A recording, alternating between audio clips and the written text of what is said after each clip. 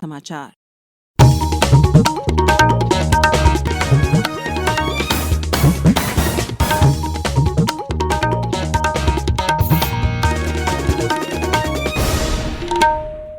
नमस्कार, समाचारों के साथ मैं शेख महजबीन अल्मास। प्रधानमंत्री नरेंद्र मोदी आज प्रयागराज महाकुंभ मेले से पहले 5,500 करोड़ योजनाओं का उद्घाटन करेंगे।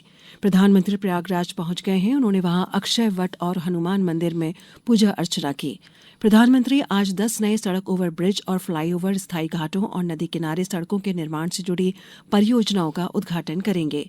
महाकुंभ मेला अगले वर्ष 13 जनवरी से शुरू होकर 26 फरवरी तक चलेगा।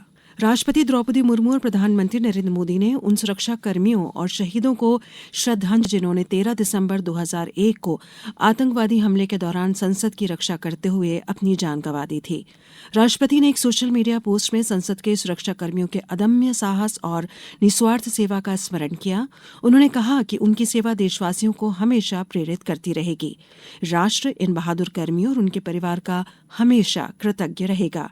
राष्ट्रपति ने आतंकवाद से मुकाबला करने का संकल्प दोहराते हुए कहा कि देश आतंकी ताकतों के खिलाफ एकजुट है।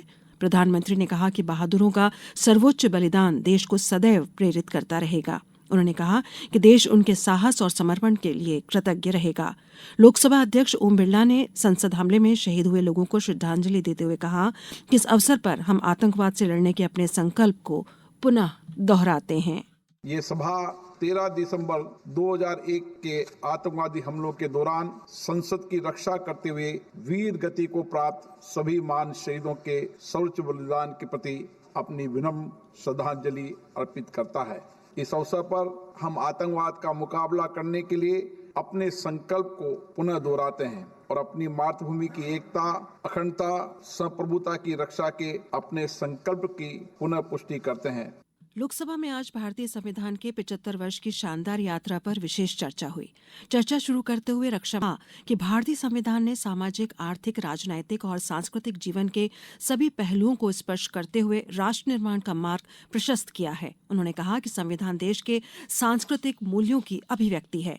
रक्षा मंत्री ने कहा कि 75 वर्ष पहले संविधान सभा ने नव स्वतंत्र भारत के लिए संविधान बनाने की प्रक्रिया संपन्न की थी। विपक्षी कांग्रेस पर अप्रत्यक्ष रूप से आक्षेप करते हुए रक्षा मंत्री ने कहा कि पिछले कुछ वर्षों में संविधान को विशेष पार्टी के योगदान के रूप में प्रस्तुत करने के प्रयास किए गए हैं। उन्होंने कहा कि संविधान किसी एक पार्टी का योगदान नहीं है, बल्कि यह भारत के मूल्यों के अनुरूप अतुलनीय और क्रांतिकारी दस्तावेज है। मुख्यमंत्री डॉक्टर मोहन यादव ने आज गोलजोड़ कोलार रोड भोपाल में प्रदेश के 8वें tiger reserve Ratapani tiger reserve का लोकार्पण किया। रायसेन जिले के भोजपुर विधानसभा के अंतर्गत आने वाले रातापानी टाइगर रिजर्व के लोकार्पण अवसर पर मुख्यमंत्री ने बाइक रैली को हरी झंडी दिखाकर रवाना किया। कार्यक्रम में मुख्यमंत्री ने कहा कि प्रदेश में 8 टाइगर रिजर्व पार्क हैं। उन्होंने कहा कि रातापानी क्षेत्र में विश्व धरोहर भीमबेटिका में भी मौजूद है, जो एक गौरव की बात है। इस अवसर पर मंत्री विश्वास सारंग, मंत्री कृष्णा गौर, विधायक सुरेंद्र पटवा सहित आदि जनप्रतिनिधि मौजूद रहे। कार्यक्रम में अभिनेता रणदीप हुड्डा भी शामिल हुए।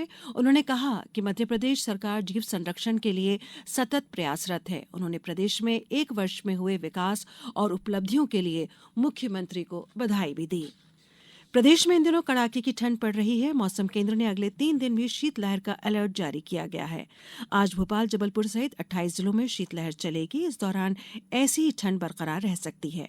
भोपाल में न्यूनतम तापमान लगातार दूसरे दिन 7 डिग्री से नीचे 6.8 डिग्री पर रहा। प्रदेश में सबसे कम न्यूनतम तापमान शहडोल जिले के कल्याणपुर में 3.1 डिग्री सेल्सियस दर्ज किया गया। इस बुलेटिन में इतना ही। नमस्कार।